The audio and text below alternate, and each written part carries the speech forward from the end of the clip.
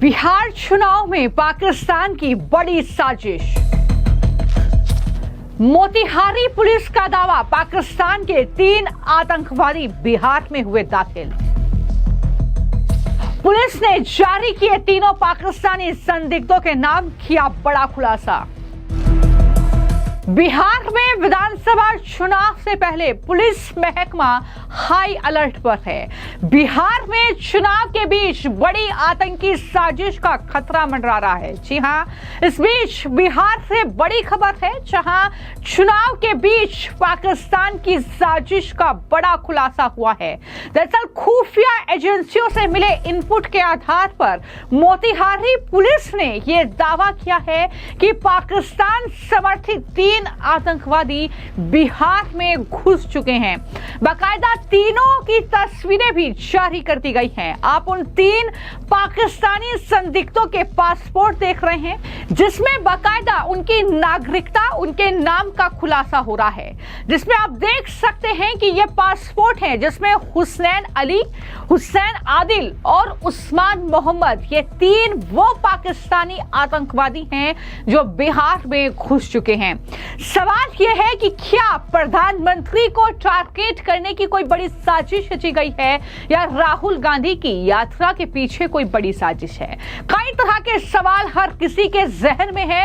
राहुल गांधी वहां पर वोट अधिकार यात्रा निकाल रहे हैं, तो वहीं पर प्रधानमंत्री नरेंद्र मोदी, चूंकि पहले भी उनकी रैली को आतंकवादियों के जरिए 2013 में टारगेट पर रखा गया था, और एक बार फिर से क्या बिहार विधानसभा में प्रधानमंत्री नरेंद्र मोदी टारगेट पर हैं? ये कई सवाल इस बीच उठ रहे हैं। लेकिन नेपाल से मोतिहारी के रास्ते बिहार में घुसने वाले 3 पाकिस्तानी ये संदिग्ध जो आतंकवादी हैं, इनकी खुफिया जानकारी के आधार पर मोतिहारी पुलिस ने तीनों पर 50,000 रुपए का इनाम घोषित किया है। बाकायदा मोतिहारी के जो एसपी हैं स्वर्ण प्रभात, उन्होंने जानकारी दी है, मीडिया से बातचीत की है और बताया है कि खुफिया एजेंसी ने एक इनपुट जारी किया था, हम इस पर काम कर रहे हैं, पूरी तरह से अलर्ट पर हैं। सीमावर्ती इलाकों में वाहनों की गहन चेकिंग चल रही है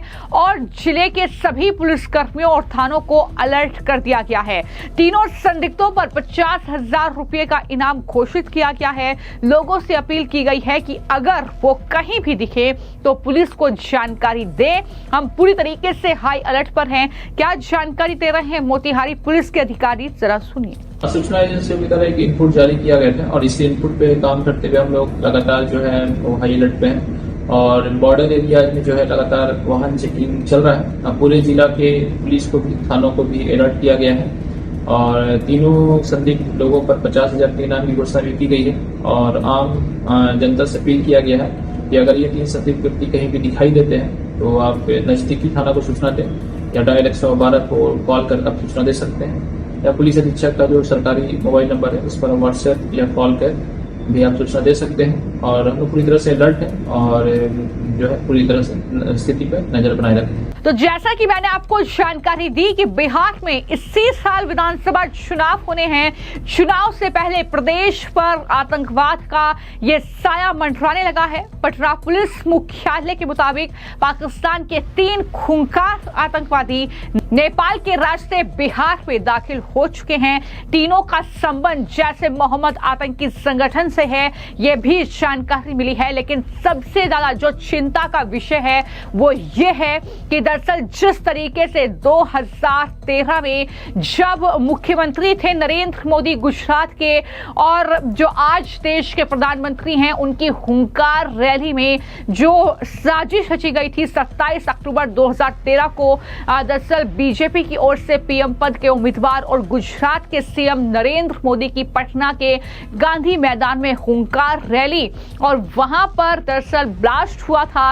एक के बाद एक कई ब्लास्ट हुए थे और इस ब्लास्ट की पूरी जिम्मेदारी इंडियन मुजाहिदीन ने ली थी। इसके बाद कई आतंकवादियों को गिरफ्तार किया गया था। एनआईए की कोर्ट ने इस मामले में साल 2021 में फैसला सुनाया था, तब कुल 9 आतंकवादियों को सजा हुई थी। 2024 में हाई कोर्ट ने फांसी की सजा को उम्र कैद में बदल दिया था। तो इस तरीके से कार्रवाई हुई थी। लेकिन कहीं ना कहीं जब इस तरीके की खबरें आती हैं कि इस तरीके से पाकिस्तान की नागरिकता उनकी है, नाम का खुलासा होता है, बाकायदा पासपोर्ट में तस्वीरें सामने आती हैं, तो कहीं ना कहीं एक बार फिर से वो 2013 की तस्वीर याद आ जाती है, जब चुनाव के बीच पीएम मोदी वहां पर रैली को संबोधित कर रहे थे और धमाके हो रहे थे। तो इस लिहाज से सुरक्षा के कड़े इंतजाम, राहुल गांधी भी वोट अधिकार यात्रा निकाल रहे हैं और जिस तरीके की बयानबाजी है, जिस तरीके का लहजा है, राहुल गांधी जिस तरीके से तू तड़ाक वाली भाषा का इस्तेमाल कर रहे हैं,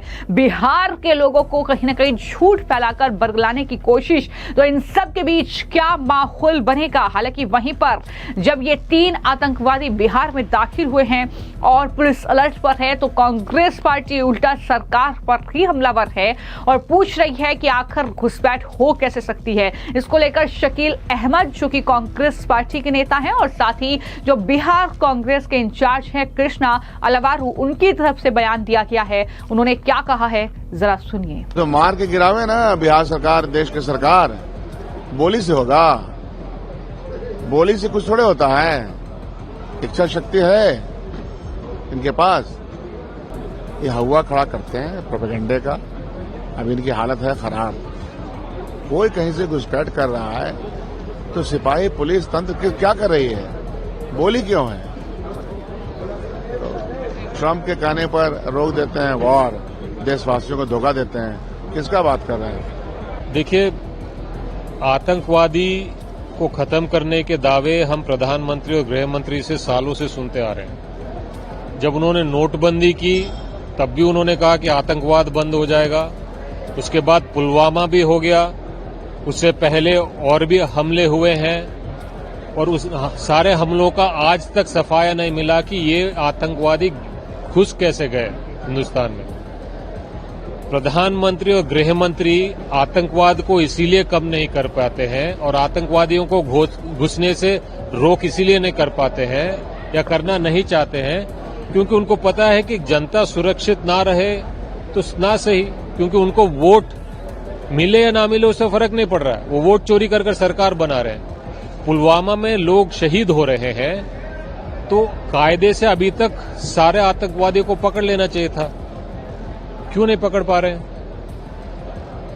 उससे पहले भी हमारे सैनिकों को आतंकवादियों ने मारा है। प्रधानमंत्री और गृह मंत्री इसको क्यों नहीं कम कर रहे? क्योंकि उनको पता है कि सैनिकों का सम्मान से उनका कोई फर्क नहीं पड़ रहा है। सीज फायर इसीलिए किया है। ट्रंप के सामने घुटने टेकते हैं, हर रोज टेकते हैं। अभी टैरिफ बढ़ा दिया ट्रंप ने, घुटने टेके खड़े हैं, बैठे हैं प्रधानमंत्री, क्योंकि प्रधानमंत्री को जनता के सम्मान, सेवा, देश के सम्मान, सेवा, सेना का सम्मान और सेवा से कोई मतलब नहीं है, क्योंकि उनको लगता है कि मैं वोट चोरी कर सरकार बना लूंगा। इसीलिए हम बार बार बोल रहे हैं वोट चोरों को गद्दी से छुड़वाना ही पड़ेगा। तो क्या बिहार में जो वोट अधिकार यात्रा राहुल गांधी की निकल रही है उसके पीछे कोई बड़ी साजिश है?